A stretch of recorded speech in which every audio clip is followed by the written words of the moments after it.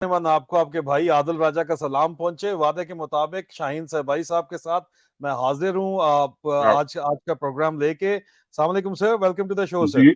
Thank you sir, और आप सबको सलाम मेरा, और आपको भी सर। वालेकुम अस्सलाम सर। सबसे पहले बात करेंगे, बहुत से मौजूआत के ऊपर आज बात करनी है, मैंने इसलिए पहले लोगों को बता भी दिया था।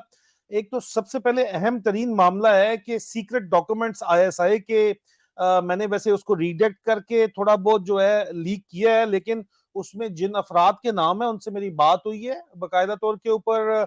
मैंने कंफर्म किया है कि वो 9 मई की प्रोटेस्ट में शामिल थे, और ये भी उन लोगों ने कंफर्म किया है कि हुकूमत पाकिस्तान की तरफ से उनको हरासमेंट की जा रही है नामालूम अफराद की जानब से, और उनके खिलाफ जो नायकॉप ब्लॉक करने की जो कार्रवाई है वो भी की जा रही है। और ये डॉक्यूमेंट सर आपको नजर आ रहे हैं, ये डॉक्यूमेंट जो मैंने शेयर किए हैं, ये साइफर पहले जो हुआ है यूएस मीडिया के अंदर पहले शेयर हुआ है। उसके बाद ये डॉक्यूमेंट अभी कल मैंने गुज़श्ता रोज जो शेयर किए हैं, ये आईएसआई के सीक्रेट डॉक्यूमेंट है, आपके सामने है। और मैंने चैलेंज किया है कि फॉरेंसिक ऑडिट इसका करा लें, जो हेडक्वार्टर डीजीआईएसआई के सेक्रेटरिएट से शुरू होके नीचे इंटरनल विंग तक ये डॉक्यूमेंट गए हैं। और इसमें ये जो लिस्ट है, ये ओरिजिनल लिस्ट हमारे पास मौजूद है। इन हजरात से, इन लोगों से हमारी बात हुई है, और इन्होंने कंफर्म किया है ये जो ख्वातीनों हजरात हैं ये वहां पे मौजूद थे 9 मई के दिन, और इनको टारगेट किया जा रहा है। तो सर ये जो सारी सूरत हाल है, और जिस तरह ये सीक्रेट डॉक्यूमेंट्स जो है, पहले साइफर जो है वो मिलिट्री सोर्सेज ने रिलीज किया, अब ये सीक्रेट डॉक्यूमेंट्स, और सिलसिला अभी खत्म नहीं हुआ, ये मजीद जारी रहेगा सिलसिला। ये जो सीक्रेट डॉक्यूमेंट इनको नंगा करने के शुरू हो गए हैं, और ये जो ट्रांसनेशनल सप्रेशन कर रहे हैं, ये तो यूएस सॉइल्स के ऊपर यूएस सिटीजन्स को, आप उसके अंदर शामिल हैं, डॉक्टर मोहित पीरजादा उसके अंदर शामिल है, डॉक्टर गिल उसके अंदर शामिल है, सलमान अहमद उसके अंदर शामिल है। ये जो 14 लोग हैं, इनकी लिस्ट में जो नाम शामिल है ये तो सामने नजर आ रहे हैं, ये लोग शामिल हैं। इनको ट्रांसनेशनल सप्रेशन की जा रही है। यूके में मेरे खिलाफ यही ऑपरेशन और मेरे जैसे लोगों के खिलाफ किया जा रहा है, यूरोप में भी यही ऑपरेशन किया जा रहा है। आपके ख्याल में सर ये ऑपरेशन जो है ये कहां पे लेके जा रहा है, और खास तौर के ऊपर इस वक्त जो अमेरिका में बदलते हुए हालात हैं, जिसमें बाइडेन एडमिनिस्ट्रेशन जो है वो अंडर प्रेशर है अपनी करप्शन की वजह से, अपने बेटे की करप्शन की वजह से। सदर जो बाइडेन जो है, हो सकता है उनकी भी इम्पीचमेंट भी मुतवक्को है। इस सारी सिचुएशन का फायदा उठाते हुए इन्होंने निगरान वजीर आजम भी अपना लगा लिया, लेकिन उसके ऊपर बाद में आएंगे। लेकिन स्पेसिफिकली ये जो ट्रांसनेशनल सप्रेशन ऑपरेशन चल रहा है, जिसके बारे में हमने ये कागजात जो है जो हमने रिलीज किए हैं, और जो सीक्रेट इंतहाई टॉप सीक्रेट डॉक्यूमेंट है, और साइफर भी रिलीज हो गया है, और उसके बाद ये भी रिलीज हो गया है, और फोरेंसिक ऑडिट हमने तो चैलेंज किया है कि आप कर लें। ये सिचुएशन सर, इसमें आपका क्या एनालिसिस है, ये किस तरफ लेके जा रहे हैं पाकिस्तान को पूरी दुनिया के अंदर, और इसके रेप्रिकॉशन एजेंसीज के लिए और जनरली टोले के लिए सर? जनाब, बात यह है कि जो डॉक्यूमेंट्स आपने रिलीज किए हैं, और जो आपने कुछ उसमें रिडक्शन भी कर ली है, इनका लीक होना बाय इटसेल्फ, एक तो पहली बात तो ये कि ये जो एक्शन इन्होंने किए हैं, पाकिस्तानी जो ओवरसीज, इन्होंने किया क्या है, जाके एक प्रोटेस्ट किया है, नारे लगाए हैं, और कोई कानून को नहीं तोड़ा किसी को। जिस लोकल कंट्री में वो रहते हैं वहां तो इन सब चीजों की इजाजत है, वहां तो रोज 50 डेमोन्स्ट्रेशन इस तरह के होते हैं, प्रोटेस्ट। तो इसमें कोई ऐसी खास नई बात तो नहीं थी जो इन्होंने की है, और सर मगर वॉशिंगटन में ये लीगल है ना कि आप अगर नारेबाजी भी बिल्कुल कर रहे हैं तो आप खड़े हो सकते हैं, बगैर इजाजत लिए बिल्कुल खड़े हो सकते आप नारेबाजी भी कर सकते हैं, व्हाइट हाउस के सामने जाके आप खड़े होकर कर सकते हैं, और करते हैं लोग रोज, तकरीबन हर इश्यू पे करते हैं, कोई ऐसा इशू नहीं है। This is a democratic right, हैं। और पाकिस्तान के जो लोग थे वो भी ये डेमोक्रेटिक राइट अपना एक्सरसाइज कर रहे थे। और यहाँ के जिन लोगों के नाम है उनमें अक्सर मैं जानता हूँ, लोगों को भी जानता हूँ, दोस्त भी है हमारे, क्योंकि वो they are some kind of activist, और होना भी चाहिए, हर एक को पार्टिसिपेट करना चाहिए। अब उन्होंने जाके सिर्फ नारे लगाए हैं और ये किया, उनकी तस्वीरें भी उन्होंने अक्सर उनके एजेंट वेजेंट फिरते रहते हैं, तस्वीरें बनाई है। जी सर। तो वो अब इन्होंने जमा करके, और ये सारा, ये इनकी एक तरह से फैसिज्म जो है ना, this is at it peak. तो दुनिया में हम कहीं कोई आवाज नहीं उठाने देंगे किसी को, this is what they think. यानी ये पॉसिबल नहीं है कि ये आप कर सके, this is what they think, जो भी जहां उठाएगा उसको हम क्रश करेंगे। ये हो नहीं सकता। ये जो आपने जो लिस्ट दी है, इन लोगों को, मेरा ख्याल है, मेरी भी एक दो लोगों से बात हुई है, क्योंकि उन्होंने कहा हम भी गए हुए थे वहां पे, जी सर। और कुछ की तस्वीरें भी उसमें हैं और बाकी की नहीं भी है, बहुत से लोग थे। मगर इन लोगों ने ये जो प्रोटेस्टर्स थे, इनको यहाँ अमेरिकन गवर्नमेंट और अमेरिकन को बाकायदा लिख के देना चाहिए, और बहुत से लोग दे रहे हैं कि जी ये हमारे ऊपर ये रिप्रेशन जो हो रहा है, जिसे आप कह रहे हैं ट्रांसनेशनल वो ऑपरेशन है या रिप्रेशन जो भी। ट्रांसनेशनल रिप्रेशन सर, यूएस जी में हाँ। बिल भी इस वक्त चल रहा है उसके ऊपर सर। वो डॉक्टर तो मोहित पीरजादा ने काफी डिटेल रिसर्च प्रोग्राम जी किया है जी उसके जी, ऊपर। जी वो सर। मोहित साहब ने की थी वो, बिल्कुल। और वही बात है कि ये इस किस्म की जो हरकतें, डॉक्यूमेंट्री एविडेंस जब सामने आएगी, तो यहाँ की गवर्नमेंट को एक्शन लेना पड़ेगा। यहाँ के कांग्रेसमैन को, यहाँ के जो सेनेटर्स हैं, यहाँ के जो और लीडर्स हैं पब्लिक ओपिनियन के, उन ऑर्गेनाइजेशन जो है, जो ह्यूमन राइट्स ऑर्गेनाइजेशन है, फ्रीडम की ऑर्गेनाइजेशन है, बेशुमार है यहाँ पे, फ्रीडम वॉच है दुनिया भर में, उन उन सबको जब ये जाएंगे और जब उनसे कहा जाएगा, तो ये इनका प्रेशर बिल्डअप होगा और बढ़ेगा। और और वो ये डिमांड करेंगे कि जी अमेरिकन गवर्नमेंट पाकिस्तान गवर्नमेंट पे, या जो ये काम कर रहे हैं, ये एजेंसीज हैं या फौज है जो भी है, इनके ऊपर सैंक्शंस लगाएं।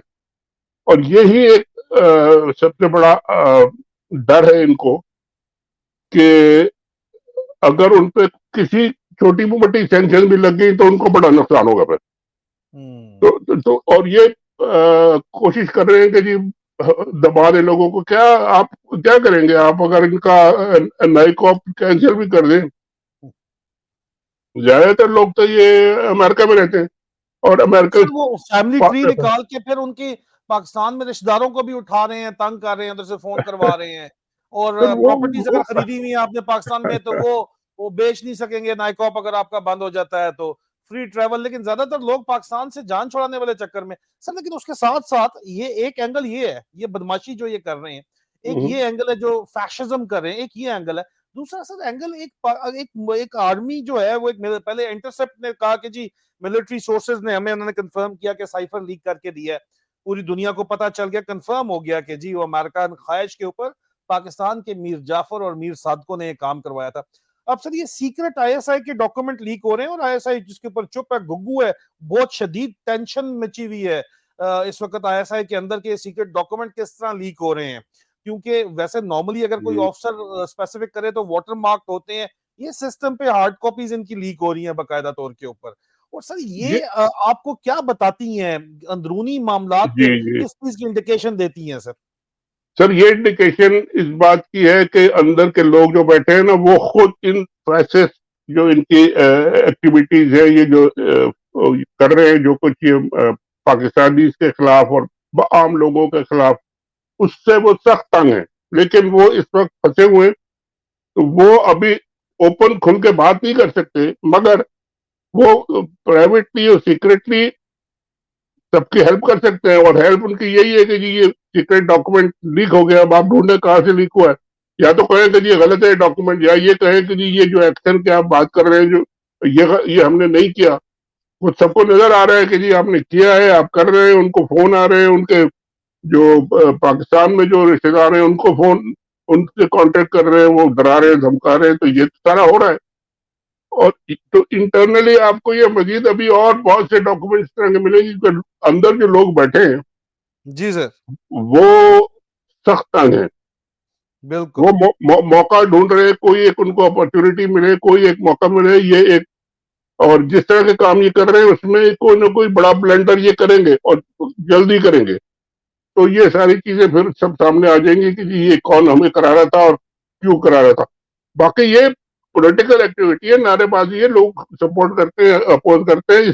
इस पे इतना ज्यादा रिएक्शन के जी आप लोगों के घरों को कैंसिल कर दें, लोगों के रिश्तेदारों को उठा लें, ये सब जो है ना, ये गस्तापो के जमाने में, हिटलर के जमाने में, या उसके जमाने में, मुसोलिनी के जमाने में तो हो सकता था। आजकल ये इस तरह के एक्शन नहीं चलते, थोड़े दिन के लिए चला लेंगे ये कुछ लोग बैठे हैं पागल, अगर वो उनको समझ आ रही है कि जी हम बड़ा तीर मार रहे, उनको समझ आ जाएगी थोड़े दिन में, तो ये इससे आजकल कोई फायदा नहीं, तो दुनिया बहुत आगे निकल गई है इन चीजों से, तो वो लेट देम ट्राई। लेकिन ये कि ये घबराने की यहाँ लोगों को कोई जरूरत नहीं है, कोई उन्हें कार्ड वार्ड कैंसिल नहीं कर सकते, कार्ड कैंसिल करेंगे इनके 2 दिन के बाद वो रेस्टोर हो जाएगा जिसको जरूरत होगी, और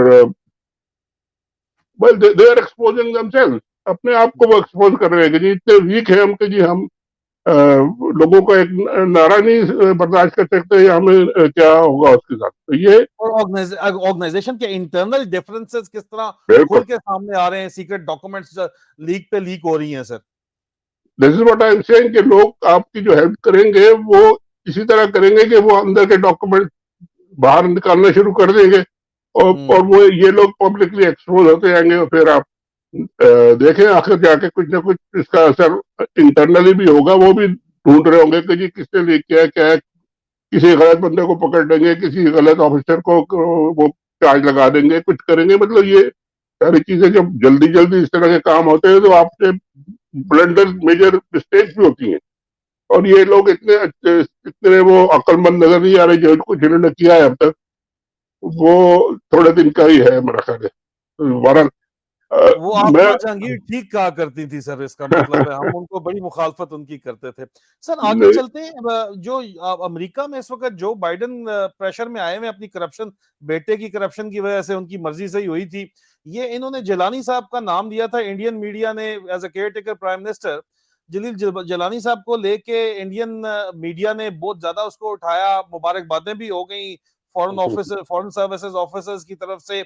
लेकिन साथ मैंने इसकी स्टोरी की 2 दिन पहले कि ये अमेरिका ये चाहता है और इंडियन हेजमनी को एरिया में, इलाके में क्रिएट करने के लिए जाहिर बात है अपना केयर टेकर सेटअप हो जाता है और उसको लंबा भी खींचना चाहता है, और जलानी साहब उनके उम्मीदवार हैं। Indian support as a regional hegemon, as a agent of, as a sheriff in South Asia and greater and Asia of America, उनकी सपोर्ट शामिल है। लेकिन मिलिट्री जर्नैल जो है, हंता जो है जर्नैल, कहते हैं जी राहील शरीफ साहब को लगा दें, तो दोनों में से कोई और लगेगा। लेकिन सर लगा जो बंदा सर, वो बलूचिस्तान में बरशोर का एक इलाका है सर, बरशोर के इलाके के अंदर क्या पैगाम देना चाह रहे हैं वो तो सबको पता है। इकोनॉमिस्ट भी खुल के भी लिख रहा है कि जी मिलिट्री टेक ओवर हो गया, नियो मार्शल लॉ लग गया, फौज के टट्टू जो है सामने आके लग रहे हैं। इसमें अब 2 मेरे सवाल है सर, एक तो नियो मार्शल लॉ जो लग गया है, इसका फ्यूचर आपको क्या नजर आ रहा है? दूसरा सर, सदर आरिफ अली ये सारी सिचुएशन में साइन पे साइन किए चले जा रहे हैं सर, कोई रेजिस्टेंस उनकी तरफ से क्यों नहीं है? जनाब यारी देखिए, आपने तो पूरा तारीख और जोग्राफिया नए वजीर आजम साहब का बता दिया कहाँ से वो शुरू हुए और कहाँ तक गए और कहाँ पहुंचे वो। सर ये एक्सपेक्ट करना इस रिजीम से, और इनके जो बैठे हुए थे, इनके सहूलतकार कह ले या इनके डमीज बैठे हुए थे गवर्नमेंट में, प्राइम मिनिस्टर और लीडर ऑफ दी अपोजिशन, एक जोकर और इस तरह के, और जो बाकी सब स्पेकुलेशन कर रहे थे कि जी फलाना आदमी होगा तो फलाना होगा, तो ये हमने ये नाम दे दिया है, तो जिलानी साहब का नाम दे दिया है, तो फलाने का नाम, ये सब डाइवर्जन थी लोगों को अटेंशन वो करने की। इस सिचुएशन में फौज का सबसे ट्रस्टेड, आप कह लें कि अपना बच्चा, अपना काम करने वाला, टोटली डिपेंडेंट जो होगा फौज पे, उसको लाना जरूरी था, और वो किसी को पता भी नहीं चला नाम। इतनी बड़ी बड़ी बातें करते हैं कि जी ये प्राइम मिनिस्टर ने जाके मुलाकात की, और वो टीवी चल रहे हैं कि जी वो राजा साहब के अपोजिशन लीडर से मुलाकात की, और बड़ी जबरदस्त ह्यूज डेवलपमेंट हो रही है, और आंखों में धूल झोंकने वाली बातें। सर कोई ये सबको पता था कि जो आखिरी वक्त में नाम आएगा और हमने उसको अप्रूव करना है। जिलानी साहब का नाम जब आया तो मुझे बड़ी हंसी भी आई कि जी जरदारी साहब ने उनका नाम दिया है। अब जरदारी जिलानी साहब को मैं भी अच्छी तरह जानता हूँ, क्योंकि यहाँ वो 2-3 साल रहे हैं एज एम्बेसडर, तो उनसे अक्सर मुलाकात होती थी। बड़ा शरीफ आदमी है, 9 to 5 वाले आदमी है, 5 बजे के बाद उनसे कोई कहीं नहीं मिल सकता था जाके। ठीक है। तो ये उनका तो पीरियड जो था वो ये था। और उसमें इन उनके बड़े अच्छे ताल्लुकात यहाँ भी अमेरिकन एडमिनिस्ट्रेशन में भी हैं और थे, और पाकिस्तानी जो एस्टेब्लिशमेंट भी है और थे, और वो बड़े ट्रस्टेड थे, और जरदारी साहब से भी बहुत अच्छे उनके ताल्लुकात। हम्म, राहील शरीफ का नाम आया, आखिर में ही आया, लेकिन आया जब मुझे फिर हंसी आई। मैंने कहा यार कभी ऐसा हो सकता है कि एक आदमी अपने ऊपर अपने बॉस को बिठा ले, और एक्चुअली वो बॉस ही होगा, टेक्निकली लीगली भी बॉस होगा, prime minister is the boss of army chief. और पहले वो सीनियर भी रहे थे, और सर सर कर करके वो तो उन्होंने गुजारे। ऐसे बंदे को कैसे ये लाके बिठा देंगे अपने ऊपर, अब वो तो इनकी कोई बात सुनेगा नहीं। तो ये तो पॉसिबल ही नहीं है जी। दे वर ऑल डाइवर्जेंट। अब ये हुआ है कि ये जो इस बंदे को लगा दिया उन्होंने, काकड़ साहब को, काकड़ साहब ने इससे आप एक चीज एज एन एनालिस्ट में आपको मेरा जो डिडक्शन है इसमें सर कि, कि ये पूरा का पूरा जो इनका इलेक्शन का प्रोग्राम है, जो भी है, रिगिंग है, ये वो सारा का सारा इन्होंने पूरा करना है। कोई एक्सपेक्ट ना करे कि ये कोई फ्री एंड फेयर इलेक्शन कराएंगे। और ये सब अब सारे बयान दे रहे हैं, पीपल पार्टी वाले भी बयान दे रहे हैं कि ये बड़ा सरप्राइज है हमारे लिए। सरप्राइज तो आपको पता होना चाहिए कि सरप्राइज ही होना था आपके लिए, आपकी बात कोई नहीं सुनता। और अब जब ये गवर्नमेंट से निकल जाएंगे तो इनको मजीद सरप्राइज मिलेंगे, क्योंकि इनको अब उसी कैटेगरी में धक्का दिया जा रहा है जिसमें इन्होंने इमरान खान को अभी रखा हुआ है। तो ये लोग भी अब जरा इनको पता चलना शुरू होगा कि जी हमने जो इतने साल मिलके इन लोगों की खिदमत की है, तो ये कोई उनका कोई रेसिप्रोकेट नहीं करने वाले इलेक्शन में। वो एक खास उन्होंने इलेक्शन का रिजल्ट बनाया होगा, इतने खाने में इतने इसको मिलेंगे, इतने इसको मिलेंगे, इतने इसको, और एग्जैक्टली वही रिजल्ट निकलेगा इलेक्शन में। चाहे आप जो मर्जी शोर मचाते रहे, धांधली हो गई या धांधला हो गया या आरटीएस बैठ गया या फलाना आदमी बैठ गया या खड़ा हो गया, कुछ भी हो, रिजल्ट तो इनके मतलब का निकलेगा। बात ये है कि ये 2 नंबर निजाम जो ये चला रहे हैं और इसको बिठा रहे हैं और सबके ऊपर ठोस रहे हैं, जब सारे पॉलिटिशियंस को समझ आ जाएगी ये तो हमारा सबका बेड़ा गर्क हो गया और सबका ऐसी तैसी हो गई, फिर ये रोएंगे सारे। क्योंकि अभी तक तो वो इमरान खान को पिटाई हो रही थी तो उनका वो दुश्मन को वो कह मार रहे तो कहता जी और मारो खैर, मगर अब जब इनका नंबर भी आएगा साथ, तो एक तो ये कि एस्टेब्लिशमेंट के लिए भी बड़ी मुश्किल होगी।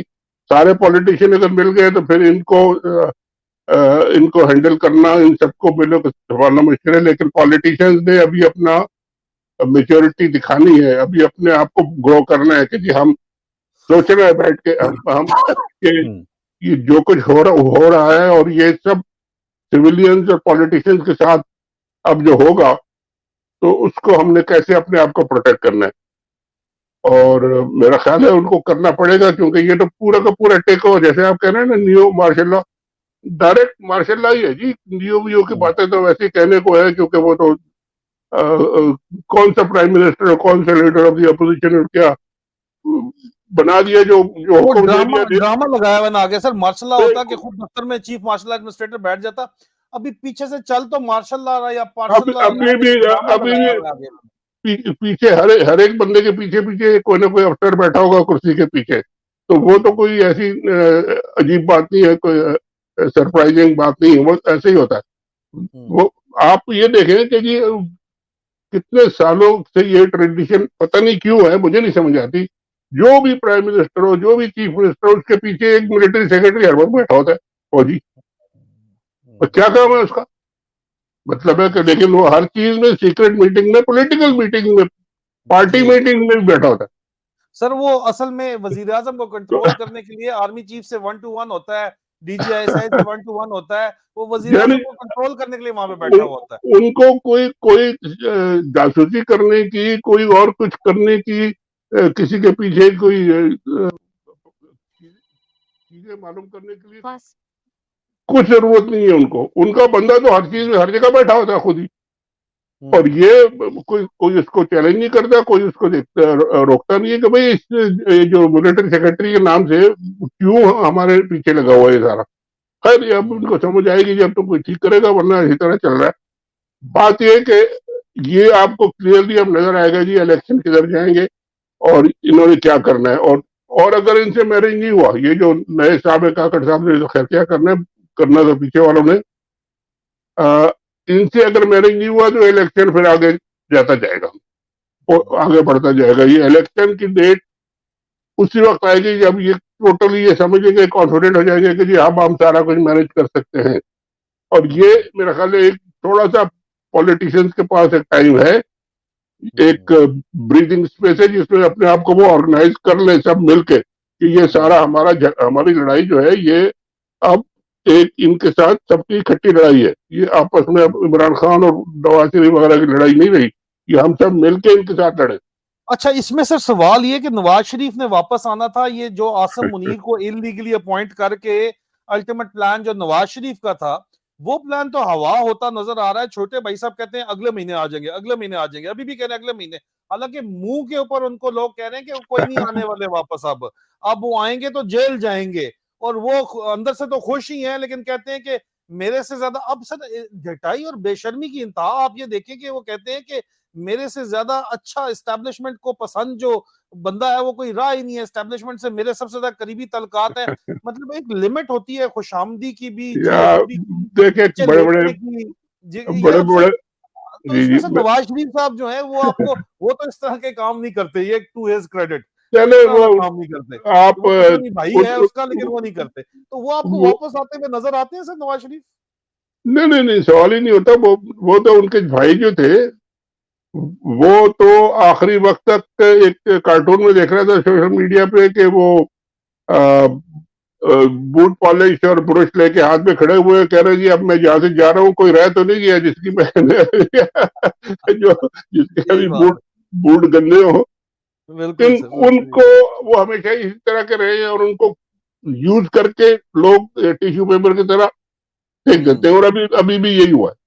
नवाज शरीफ साहब बेचारे अपने भाई के आसरे में बैठे रहे, मगर वो उनको पता है कि ये बिल्कुल डमी है, इसके हाथ में कुछ पावर नहीं है, ये कुछ कर नहीं सकता। मैं अगर चला जाऊंगा तो लोग जो मेरे साथ करना है वो करेंगे, ये भाई साहब जो है ये किसी काम के नहीं है। तो उन्होंने एक मिनट के लिए आने की ये नहीं गवारा नहीं की, मैं सोचा भी नहीं, और अभी अभी भी नहीं सोचेंगे, क्योंकि उनको पता है कि अब ये जो इलेक्शन आ रहे हैं इसमें जो हिस्सा हमें हो सकता है पहले उनको बता दें कि जी इतनी सीटें आपको मिल रही हैं, अगर आपको लेनी है तो आ जाए, और नहीं लेनी तो आप वही बैठे। तो उनके लिए तो बड़ा मुश्किल है। ये वो वैसे ही डरपोक तो है वो, मतलब जेल वेल से तो बहुत तो वो घबराते हैं कि यार ये तो, और वैसे ही ऑलरेडी कन्विक्टेड है, कैदी है, जेल से निकल के गए, तो उनके लिए तो रास्ता सीधा जो है ना, लैंड करेंगे वो एयरपोर्ट, जो उनका जेल का ही एयरपोर्ट है, वहीं जाके उतरेगा जहाज। उसके बाद वो कब निकलते हैं, कितने देर में बाहर आते हैं, और फिर क्या करते हैं, वो उनकी जो उनकी बेटी साहिबा थी वो भी खामोश है आजकल, वो भी कुछ नहीं कर रही। मतलब हम ना ही समझें फिर सर। उनका जो रोल खत्म है तकरीबन, ना ही समझे। उन्होंने तो अपनी बेटी को आगे दे दिया था, उनको भी अभी खामोश कर दिया गया है, वो भी अब हाँ, चुप है। हाँ सर। तो अब कोशिश इनकी की उन्होंने, कोशिश की है सर जी उन्होंने, उनकी मीडिया टीम ने इसहाक डार को, शहबाज शरीफ वगैरह को टारगेट करने की कोशिश की है, लेकिन वो एक दो दिन से आगे चल नहीं सकी। मेरे ख्याल में उनको भी जो है वो वॉशरूम स्क्वीकी क्लीन करने के बारे में दोबारा बता दिया गया होगा। तो मेरे ख्याल में वो दोबारा इंटरेस्टेड नहीं है, वो जो है वो जेल के वॉशरूम स्क्वीकी स्क्वीकी क्लीन करने के लिए। जी जी जी, मेरा ख्याल है वो सोच रहे हैं वो सबके, ये हमारे साथ जो हुआ है ये हुआ क्या। और हमारे भाई साहब ने, जो भाईजान इनके छोटे भाईजान है, उन्होंने ये जो 16 महीने में कारकर्दगी की है, करोड़ों रुपए के इश्तेहार चलाई जा रहे हैं गवर्नमेंट के खर्चे पे कि जी हमने ये तीर मारा, ये किया, ज़राअत और ये, और उनसे पूछे कोई कि जब आप आए थे और जब आप जा रहे हैं, आप बेड़ा गर्क करके 10 टाइम्स आप जा रहे हैं, और आप नारे लगाते हुए जा रहे हैं कि जी हमने ये कर दिया और हमने वो कर दिया, और बाकी सब आप काम जो है वो बड़े भाईजान आगे करेंगे, यानी पूरा उसको करेंगे या उनकी बेटी करेगी। तो सर इनके इमरान लिए खान की, जी please sir, please continue sir. इनके लिए मतलब हालात जो है ना, इनके लिए खाली अब खराब से खराब तर होते जाएंगे। एक तो गवर्नमेंट में बैठे थे तो प्रोटेक्शन तो थी इनको, अब गवर्नमेंट से बाहर निकल के वो प्रोटेक्शन भी जाएगी, वो प्रोटोकॉल वोटोकॉल भी जाएगा, इनको लोगों के सामने जाना पड़ेगा, जब लोगों के सामने जाएंगे तो वहां कोई इनको प्रोटेक्शन नहीं होगी कि हुकूमत के बंदे और गाड़ियां या वो लेके जल से अब जुलूस करें इनके लिए। तो फिर इनको समझ आएगी कि जी अब इमरान खान मैदान में तो नहीं है, लेकिन इमरान खान तो हर जगह मौजूद है। अब इमरान खान को इन्होंने एक ऐसा वो बना दिया है क्राउड जो हर जगह मौजूद है, और हर जगह इनको जाके तंग करेगा। तो वो अगर खुद उनके लड़ेगा, उसकी पार्टी लड़ेगी, तो उनके लिए बड़ा आसान है, वो जाके अपने वोट देंगे लोग उसको। और नहीं लड़ेगा तो इन लोगों को भी लोग नहीं छोड़ेंगे इजीली, मतलब है। तो ये अब एक बड़ी इंटरेस्टिंग फेज आ रहा है, क्योंकि ये अब डायरेक्टली अब फौज को आना पड़ेगा सामने।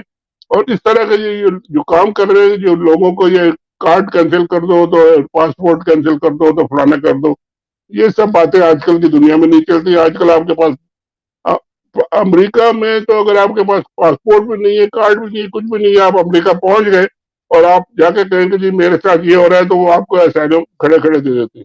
जी जी तो बिल्कुल सही। बात खत्म हो गई, भाई ये क्या धमकी दे रहे हैं कि ये कार्ड कैंसिल हो जाएगा तो क्या हो जाएगा। भाई ठीक है, अगर किसी के प्रॉपर्टीज वगैरह है वहां पे तो वो सोच ले अपना, हर एक अपना नफा नुकसान खुद समझता है। बहरहाल ये कि ये अच्छी बात ये है कि इस किस्म के डॉक्यूमेंट जो है अब पब्लिक में आना शुरू हो गए हैं, और इनके डॉक्यूमेंट्री एविडेंस बाहर आना शुरू हो गया सर। एविडेंस आना शुरू हो गई है। और ये एविडेंस जब जब दूसरी गवर्नमेंट्स के पास जाएगी, अमेरिकन एडमिनिस्ट्रेशन के पास जाएगी। बाइडेन साहब आप सही कह रहे हैं, जो बाइडेन अंडर प्रेशर है, उनके बेटे पे भी केस चल रहा है, उनके ऊपर भी एक पॉलिटिकल प्रेशर है। जाहिर है इलेक्शन आ रहा है, इलेक्शन में अभी पता चलेगा। 24 जो यहाँ पे अभी नवंबर में इलेक्शन है, तो उस इलेक्शन में ट्रेंड सबको पता चल जाएगा कि जी कौन सी पार्टी कहाँ जा रही है। और उसके बाद एक साल जो रहेगा इनके पास, बाइडेन साहब के पास, या तो वो लेमड़ा हो जाएंगे अगर इनकी पार्टी हार रही है, तो फिर बड़ा बुरा हाशिर होगा। और अगर खड़ी है, मजबूत है, तो ये फिर अगले साल लड़ेंगे, फिर खुद इलेक्शन लड़ेंगे। तो अभी यहाँ भी इलेक्शन का साल है। इस इलेक्शन के साल में कोई एडमिनिस्ट्रेशन जो है ना अपने ऊपर ये दब्बा नहीं ले सकती कि जी हमारे प्रोटेस्ट करे, कोई आके पीसफुल प्रोटेस्ट करे और उसके ऊपर ये सारा कुछ हो और हम कुछ ना करें। तो वो ये सर लेकिन बेशरम जर्नैल जो है ना, वो है तो बेगैरत है ना, बेगैरती की अगली हद के ऊपर है। वो कहते हैं जी हमारा काम हो गया, हमने जैसे इन्होंने ओके दे दी, हमने रजीम चेंज ऑपरेशन कर दिया, हमने अपना काम अभी कर दिया, अभी ये फंस गए हैं, अभी हमें याशी करेंगे जब तक ये दोबारा हम पे नजर नहीं मरकूज अपनी करेंगे, फोकस नहीं करेंगे, हम नचोड़ेंगे पाकिस्तान को और भागेंगे पाकिस्तान से। तो ये सर, ये तो मतलब वो बात तो वही है। और सबके सब अपने बच्चे बाहर सेटल करते हैं, पाकिस्तान में तो कोई रहता नहीं है, आपको पता है। बाजवा भी अभी भाग गया है सर। तो ये तो इनकी बेशर्मी की तो इंतहा है। लेकिन सर इमरान खान को की जान को दरपेश जो खतरात हैं, जी आइडियोलॉजी तो इमरान खान हर जगह मौजूद है, लेकिन एज ए पर्सन उनकी अहमियत जो है वो बहुत ज्यादा है। और उनकी जान को जो दरपेश खतरात का इजहार किया जा रहा है मुतअद्दिद बार उनके वकला से, खुद तो वो नहीं कहते, लेकिन उनके वकला की तरफ से किया जा रहा है। He is an ex prime minister, he is a national hero, उनको क्लास सी के अंदर रखा हुआ है, उसको नॉर्मलाइज करने की कोशिश कर रहे हैं। अहमद मीर जैसे साहब लोग भी कहते हैं फलाना फलाना रहा था, फलाना फलाना वजीर आजम तो नहीं था, ये वजीर आजम था, नेशनल हीरो है, आपने उसको अटक जेल के अंदर रखा हुआ है। तो सर बात ये है कि ये आपको जो उनकी जान से कंसर्न जो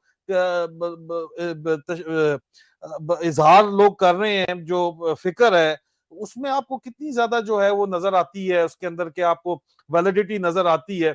जो तहफात का इजहार किया जा रहा है पीटीआई की तरफ से इमरान खान की जान को लेकर, या पाकिस्तान की अवाम की तरफ से इमरान खान की जान को दरपेश खतरात को लेके जो तहफात का इजहार किया जा रहा है कि उनको जहर दे दिया जाएगा खासतौर के ऊपर, तो उसमें आपको कितना ज्यादा नजर आता है सर, वजन नजर आता है इन तहफात में?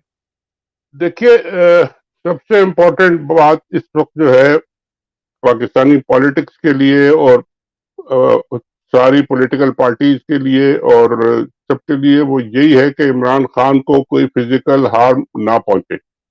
क्योंकि अगर वो जेल में भी है, but if he is alive and he is right, तो लोग उनके साथ हैं और लोगों की सपोर्ट खत्म नहीं होगी और लोग लड़ेंगे और प्रॉपर तरीके से लड़ेंगे, इलेक्शन लड़ेंगे, अपना पीसफुली लड़ेंगे, जहां जहां वो जिस तरीके से लड़ सकते हैं लड़ेंगे, जब तक Imran Khan is alive and well although in a jail. इन लोगों का पहला जो मेरा ख्याल है प्लान या ख्वाहिश जो थी, पहली सबसे पहली ख्वाहिश यही थी कि किसी तरह इमरान खान को फिजिकली एलिमिनेट कर दिया जाए। वो हमने देखा कि जो उन्होंने अटैक वटैक भी हुआ, उसके बाद एक दो दफा और भी कोई हुआ, मगर वो पॉसिबल नहीं हुआ। तो इनका फेलियर अगर है और इनके प्लान का फेलियर है अगर, तो वो सबसे बड़ा यही है कि वो इमरान खान अभी भी मौजूद है और लोग अभी भी उसे सपोर्ट कर रहे हैं और लोग उनकी पार्टी को जाके वोट भी कर रहे हैं और लोग खड़े हुए हैं उनके साथ। तो ये इनको समझ नहीं आ रही कि इस सपोर्ट को किस तरीके से हम हाइप करें। वो मीडिया पे रोज अपने नारे लगवाते हैं, तराने चलाते हैं, परेडे करें, जो भी करें, मगर वो इमरान खान की सपोर्ट खत्म नहीं हो रही। तो इस वक्त जो है ना, ये सबसे बड़ा खतरा यही है, क्योंकि वो उनकी कस्टडी में है। आप किसी को मिलने नहीं दे रहे, कुछ जाने नहीं दे रहे, कोई डॉक्टर नहीं मिल रहे, कोई देख नहीं रहे आप क्या खा रहे हैं, क्या हो रहा है उनके साथ। तो दिस इज ए वो very Aamir serious Mir threat. साहब कहते हैं 3 डॉक्टर चेक कर रहे हैं, फलाना ढींगा, लेकिन मेरा सिंपल सा सवाल, अगर मैं एक स्टेटमेंट देता हूं सर, आप बताएं कि ये स्टेटमेंट कितनी ठीक है। इमरान खान की जान के साथ पाकिस्तान की सालमियत और पाकिस्तान की फेडरेशन जुड़ी हुई है, ये मैं स्टेटमेंट देता हूं सर, तो ये कितनी एक वैलिड स्टेटमेंट है सर? मेरा ख्याल है ये बहुत बहुत वैलिड स्टेटमेंट है, क्योंकि इमरान खान की सपोर्ट जो है अगर आप देखें तो सबसे ज्यादा है केपीके में, और वहां पे लोग लड़ने मरने को तैयार हैं और तैयार हो जाएंगे और निकल आएंगे लड़ने मरने के लिए अगर इस किस्म की कोई सिचुएशन बनी तो। अभी भी वहां पे लोग जो है ना फौजी जहाँ नजर आते हैं तो उनको, वो कई मैंने वीडियोस देखी है कि स्वात के इलाके में इधर कहीं कोई गड़बड़ हो गई तो फौजी आए तो लोगों ने उनको कहा तुम भागो यहाँ से, तुम्हारा कोई काम नहीं है, तो यानी आप अंदाजा लगा ले फौज के बारे में लोगों की क्या ओपिनियन है इस वक्त और क्या सोच रहे हैं वो। तो अगर इमरान खान को कोई इन्होंने नुकसान पहुंचाया, और this is the only reason कि अभी तक नुकसान नहीं पहुंचा, कि ये डरते हैं कि इनको पता नहीं कि फिर होगा क्या, हम किस तरह कंट्रोल करेंगे, और ये एक बहुत बड़ी ट्रेजेडी होगी। ये केपीके का ट्राइबल एरिया का जो इलाका है ना, ये आपके हाथ से बहुत जल्दी निकल जाएगा अगर ये इन्होंने इस तरह का काम किया। Balochistan is again another place जहां पर ये इस तरह के जो लोग हैं, बलोचिस्तान लिबरेशन और फलाने और बाकी ईरानियन इन्फ्लुएंस और वो सब, वो भी एक बड़ा फ्रेजाइल इलाका है। तो ये दो अगर आप कंट्रोल नहीं कर सकते, तो सिंध वाले तो खैर जीए सिंध का नारा लगा के पता नहीं कब से बैठे हैं, उनको जो मौका मिलेगा तो वो तो फौरन जीए सिंध की जो जो जो खिचड़ी है वो पका खड़े हो जाएंगे वो तो। वो तो तो ये जरदारी साहब कहते हैं सर कि नवाज शरीफ जो है ग्रेटर पंजाब का मंसूबा जी बना जी। के बैठे हैं। तो अब अगर ये सारे मंसूबे लोगों के ऑलरेडी सबको पता है और बने हुए हैं और अच्छे से बने हुए हैं, और पाकिस्तान इज यूनाइटेड बिकॉज एक कॉन्स्टिट्यूशन है, एक आपने लोगों को अपना राइट दिया हुआ है जो अपना नहीं, लोग वो इलेक्ट आप करते तो हैं। कह रहे थे कि फौज सेंटर ऑफ ग्रेविटी है, क्या फौज सेंटर ऑफ ग्रेविटी अब भी है सर? नहीं, अब तो उन्होंने बहुत अपने आप पर डैमेज कर लिया है सर। ये तो अभी तो मैं बता रहा हूँ आपको, सेंटर ऑफ ग्रेविटी क्या है, वहां सड़क पे जब फौजी आते हैं तो लोग उनको भगा देते हैं कि यहाँ से जाओ, वी डोंट नीड यू। और अगर यही हाल है तो जबरदस्ती आप बैठ के कितना इलाका चला लेंगे आप पंजाब की फौज बन जाएंगे। और पंजाब में भी कुछ एरिया के आप जहां जहां के आपके वो हैं फौजी एरियाज, वहां के आप फौजी रह जाएंगे। तो ये तो बड़ा नुकसान होगा। और आप न, अगर आप सिंध में कुछ नहीं कर सकते, बलोचिस्तान में कर, केपीके में अगर आप कुछ नहीं कर सकते, बाहर नहीं निकल सकते, सड़कों में नहीं जा सकते, तो फिर तो आप एक ऑक्यूपेशन आर्मी बन जाएंगे। अगर आपने जाके जबरदस्ती ऑक्यूपाई करना है तो कर ले, दूसरे लोग फिर अपने लिबरेशन की मूवमेंट शुरू कर देंगे। तो ये बड़ा सीरियस मसला होगा अगर इमरान खान के साथ ये पॉलिटिकल ऑप्शन अगर इन्होंने किल कर दिया, तो फिर फौज के लिए फिर वो दूसरा ही ऑप्शन रह जाएगा कि जी आप ऑक्यूपेशन फोर्स बनो और लोग जो है वो लिबरेशन की मूवमेंट चलाएं। सर फाइनल क्वेश्चन मेरा आज का ये होगा कि ये एक खास सेल बनाया गया है जर्नैलों की जासूसी के लिए, मतलब इतना शदीद तहफुजात है, इतनी ज्यादा डिवाइड है, फौज अंदर से डिवाइडेड है कि जर्नैलों की जासूसी का एक स्पेशल जो है वो सेल अब कायम कर दिया गया है। अब वो एहतसाब के नाम पे कायम किया गया है, या जब मेरा नहीं ख्याल एहतसाब उसमें होगा, उसमें जर्नैलों की जासूसी होगी और चंद जर्नैल जो है वो निकालना चाहते हैं। जब आर्मी बहुत ज्यादा डिवाइडेड है अंदर से, जाहिर बात है। ओटीएस वर्सेस पीएमए का भी एक मैच चल रहा है, ये आपको क्या साइकी बताता है, ज़ियाउल हक 2.0 जिसको हम कहते हैं, आसिम मुनीर जो जिसको हम कहते हैं, इसकी साइकी आपको एक क्या पिक्चर पेंट करती है कैसे बंदे की, जो कि अपनी जवानों से बगैर जो है उनके असले में से गोलियां निकाले बगैर नहीं उनसे मिलता, जो अपना झंडा जो है अपने घर, अपने दफ्तर, अपनी गाड़ी के ऊपर नहीं लगवाता कमांड का, जो अपने जर्नैलों की जासूसी करवाता है, जो अपने अफसरों और उनकी बीवियों को घर से उठवा लेता है और आयरन क्लैड एक काम करना चाह रहा है। तो सर ये आपको एक किस किस्म की ज़हनियत का बंदा ये आपको पता चलता है? ये आप रशिया में कर सकते हैं और चेकोस्लोवाकिया में कर सकते हैं, अफगानिस्तान में जहाँ जहाँ लोग फौजी कंट्रोल में, वहां तो आप कर सकते हैं। पाकिस्तान में ये नहीं कर सकते। फौज में अगर आप कह रहे हैं कि जी फौज के अंदर ही उनके खिलाफ लोग 70-80% खिलाफ लोग, और ऊपर जो बैठे हैं चंद जनरल, वो अपनी सिक्योरिटी अपने फौजियों से सिक्योरिटी कर रहे हैं, मांग रहे हैं और ले रहे हैं और क्या कर रहे हैं, और चुप रहे, उनसे झंडे नहीं लगा रहे अपने। और तो ये तो बड़ी एक कमजोर सी सिचुएशन है उनकी। ये तो मेरा ख्याल है डे टू डे सर्वाइवल की बात हो रही है। किसी दिन अगर उनका पाँव फिसल गया तो ये तो मामला खराब हो जाएगा, फिर क्या होगा। ये तो ये मुझे लगता है सर ओटीएस दोबारा से शुरू कराएंगे मंगला के अंदर के, वहां से शायद जो अफसर पास आउट करा के लाएं वो इनके लिए बेहतर होंगे, कुछ इस तरह का प्लान तो करना मगर ये चाहेंगे। इतने जी। लंबे प्लान ये चलते नहीं है जी। आप जब इस तरह की एक डे टू डे सर्वाइवल में लगे हुए हैं, तो किसी दिन भी अगर कोई पाँव फिसल गया तो मामला फिर वो रुक जाता है वहां। ये कोई ओटीएस ओटीएस, ये अंदर के लोग अगर हैं, जैसे अभी उनके बस नहीं चल रहा तो आपको डॉक्यूमेंट भेज रहे हैं, हम्म। आगे कुछ और भी वो जाके आगे जाके और भी कुछ कर सकते हैं अगर उनको ज्यादा इन्होंने परेशान वो किया, या वो परेशान ऑलरेडी है। वो लोग भी देख रहे हैं उनको।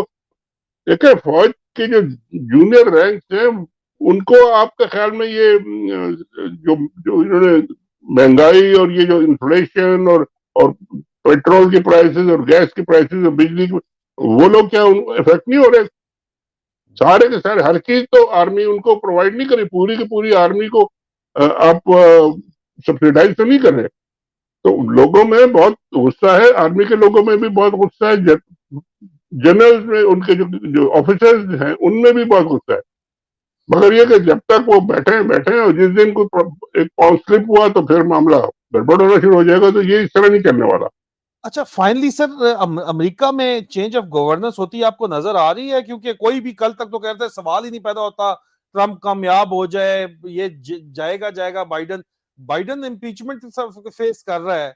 इस सिचुएशन में अगर देखिए नहीं, वहां वो पे रजीम चेंज यूएस में थ्रू इलेक्शन हो जाती है, तो एक तो अव्वल क्या आपको होते नजर आ रही है, और उसका कॉन्सिक्वेंसेस पाकिस्तान के लिए क्या होंगे सर? देखिए इम्पीचमेंट तो एक पॉलिटिकल एक मूव है जो रिपब्लिकन पार्टी कर सकती है प्रेसिडेंट के खिलाफ, क्योंकि इन लोगों ने ट्रंप के खिलाफ भी यही किया था। ट्रंप को भी इम्पीच कर दिया था।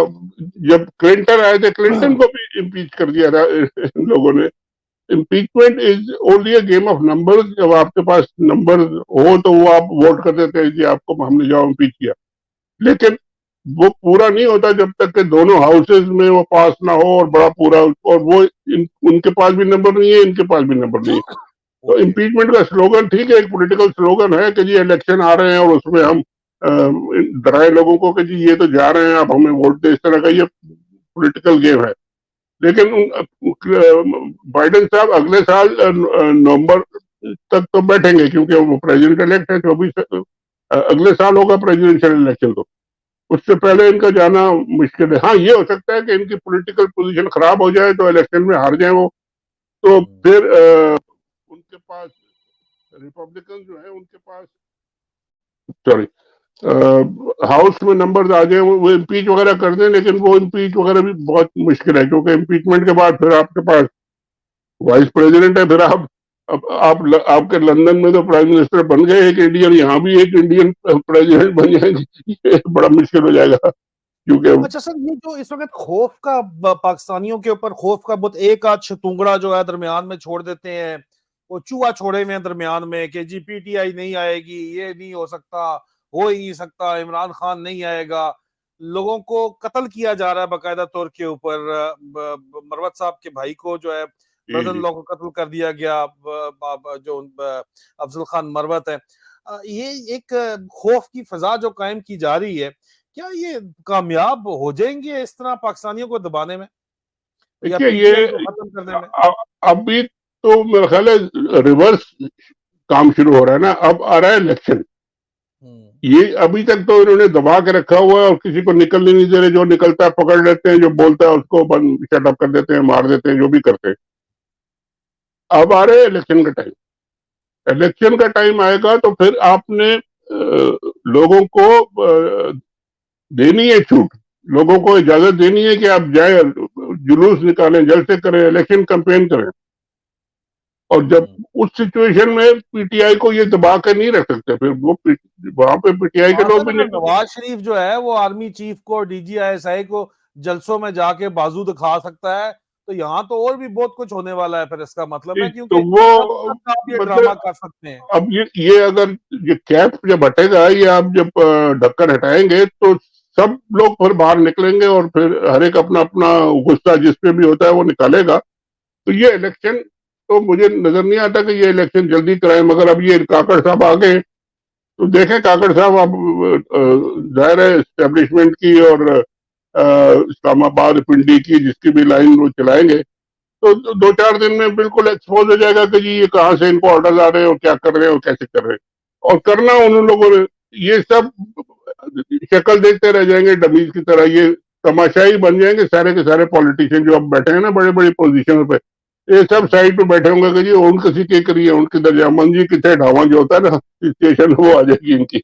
सर अल्टीमेटली इस तरह की सिचुएशंस के अंदर अमेरिकन और इंटरनेशनल सैंक्शंस जो है वो आ जाती हैं। इस वक्त बहुत से लीगल एक्शन ग्रुप्स हैं जो कि इंटरनेशनल लीगल एक्शन ग्रुप्स हैं जो इनके खिलाफ ये इनिशिएट कर रहे हैं। अल्टीमेटली मिलिट्री हंता खास तौर के ऊपर जो जर्नैली टोला है प्रॉब्लम में पड़ जाता है, लेकिन ज़ियाउल हक प्रॉब्लम में पड़ा था तो अफगान जहाद हो गया था। ये देखिए सुपर पावर को आपस में लड़ा के डॉलर कमाने का तो जर्नैलों को खून लगा हुआ है, जनरलों और मौलवियों को। मुशर्रफ साहब जो है वो जिस वक्त प्रॉब्लम में पड़े थे इसी तरह तो ग्लोबल वॉर अगेंस्ट टेरर होगी थी। अब आपको कोई इस तरह का कुछ होता नजर आता है या ये मिनरल्स की जो फिलॉसफी है, मिनरल्स ट्रकों के दाम बेचेंगे पाकिस्तान के और काम चलाएंगे सर आपके ख्याल? मैंने शायद पहले भी कहा था आपसे और दोबारा मैं कह दूं, जब जब शहबाज शरीफ साहब या वो तो अब चले गए, अब आर्मी की चीफ साहब, अच्छा आर्मी चीफ साहब की अब ये तक आवाज मैंने नहीं सुनी है, मैं आपको फिर रिपीट कर दूंगा, कई दफा कह चुका हूँ, जब मैं उनकी आवाज तो सुना दे मुझे भाई कि आप बोलते कैसे हैं और किस तरह उसकी क्या साउंड बाइट क्या है। जब वो ये कहते हैं कि जी मिनरल्स बहुत है और हमारे पास मादनियात बहुत है और इतने बिलियन, मुझे हंसी आ जाती है कि जी ये इनके पास कख नहीं है, इनके पल्ले कुछ नहीं है। क्योंकि ये मिनरल विनरल की जब कहानी डालते हैं ना तो इसका मतलब ये होता है कि 15 साल के बाद अगर कोई डॉलर मिलेगा तो वो मिलेगा 15 साल के 15 महीने या 15 दिन, आपको पता नहीं कि आप बैठेंगे नहीं बैठेंगे। तो ये आपकी कहानी जो है ना ये टीवी पे चलाने के लिए तो बहुत है कि जी हम ज़राअत के इतने मैकेनाइज फार्मिंग और ये वो फार्मिंग शर्मिंग अरसे सालों से सैकड़ों सालों से इस इलाके में हो रही है, वो होती रहेगी। आप क्या करेंगे आके, आप फौज को फार्मिंग पे लगा देंगे तो बाकी सर जो कॉर्पोरेट फार्मिंग करेंगे, गरीब किसान को और इस्तेसाल सर करेंगे, आजकल सारी जिसे ना सारी पानी फॉर्म मिलता है उसका पानी चोरी करेंगे, जो थोड़ा बहुत मिलता है खाद उसको नहीं मिलती, जो मिल रही है वो भी चोरी करेंगे और उनका इस्तेसाल करेंगे, और गरीब किसान जो है वो खुदकुशियां करेगा इंडिया की तरह या रोडों के ऊपर आ जाएगा। और क्या सर करेंगे? अगर यही काम इन्होंने करना है तो ये फिर फौज का काम कौन करेगा सर? ये तो अगर फौज का काम पीछे रह क्या गया है सर आपके ख्याल में? आप मुझे बताएं, इलेक्शन करवाने वो आईएसआई उन्होंने एक्सपैंड कर ली है, डिस्ट्रिक्ट और यूनियन काउंसिल तक ले गए, इंटरनल विंग को भी एक्सपैंड कर लिया है। सर पीछे आए इंडिया से लड़ना नहीं है, इंडिया ने फॉल्स फ्लैग करना है, इन्होंने लिप सर्विस देनी है, उन्होंने इलेक्शन जीत जाने हैं, सारे माई बाप खुश हैं। सर बड़े अफगानिस्तान से कोई थ्रेट है तो ऊपर बहुत से ड्रोन उड़ के उनको मारेंगे। इन्होंने लड़ना किससे है सर आपके ख्याल में? क्या सर करना है इन्होंने? बहुत बड़े ये ब्लैक होल में गिरे हुए हैं, इनको निकलने का कोई रास्ता नहीं है। ये जो कहानी है ना कि मैकेनाइज कॉर्पोरेट फार्मिंग करेंगे और मिनरल्स को हम करके तो मिनरल्स हम सोने निकाल के लोगों में सोना बांटेंगे, ये सब कहानी है। इससे कुछ नहीं इनको मिलने वाला, ना कुछ इनको एक्चुअली इनको नहीं, अब 10 साल का प्लान है, 10 साल बाद अगर कोई काम चलता रहा तो वो फिर फायदा होगा। होगा, अगर जब होगा तो हो सकता था, पहले हो सकता था, लेकिन नहीं हुआ। तो ये अगर उनकी सारी स्ट्रेटेजी ये है कि जी मिनरल्स पे डिपेंड करना है, तो इसके इनके पास जीरो स्ट्रेटेजी है फिर। और जीरो स्ट्रेटेजी चलने वाली नहीं है, क्या बेचेंगे लोगों को? पैसे है नहीं, खर्चे के उधार ले लेके चल रहे हैं। IMF फिर अब सर पे खड़ी है। अगर ये सारी ये जो केसेस जो आपने निकाले हैं, और ये गवर्नमेंट ने, अगर अमेरिकन गवर्नमेंट और यूरोप इन लोगों ने इसको उठा लिया और उनसे कहा कि भाई ये क्या आप ह्यूमन राइट्स की वॉलेशन कर रहे हो, तो IMF वाले भी, वो तो IMF में बैठे सारे, वो भी कहेंगे कि ये सब क्या हो रहा है। तो इनके पास कहीं जाने का रास्ता नहीं है। ये अब बड़ी मुश्किल में फंसे हैं, और ये और मजीद अपने आप को फंसाते जाएंगे। जितना ये खुलेगा, एटमॉस्फेयर खुलेगा, लोग निकलेंगे, लोग बातें करेंगे, उतना ये डूबते जाएंगे।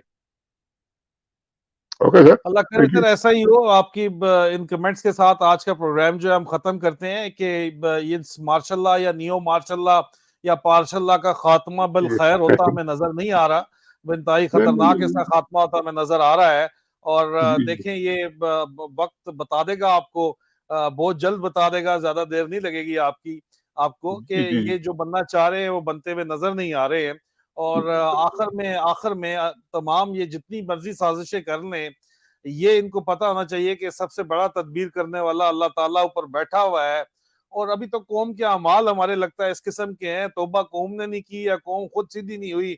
जिस दिन कौम 50% से ज्यादा सीधी हो गई, उस दिन ये तमाम मामलात भी सीधे हो जाएंगे। इस बात को बहरहाल जरूर जहन में रखिएगा। आप लोग सही नाप तोल शुरू कर दें।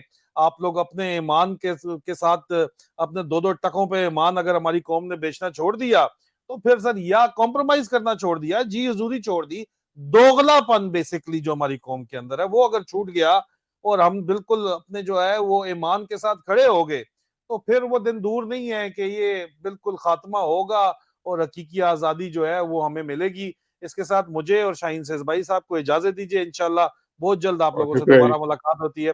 फिर अमान अल्लाह। थैंक यू सर, बहुत थैंक शुक्रिया you sir, sir, thank you thank sir, you sir. बहुत शुक्रिया।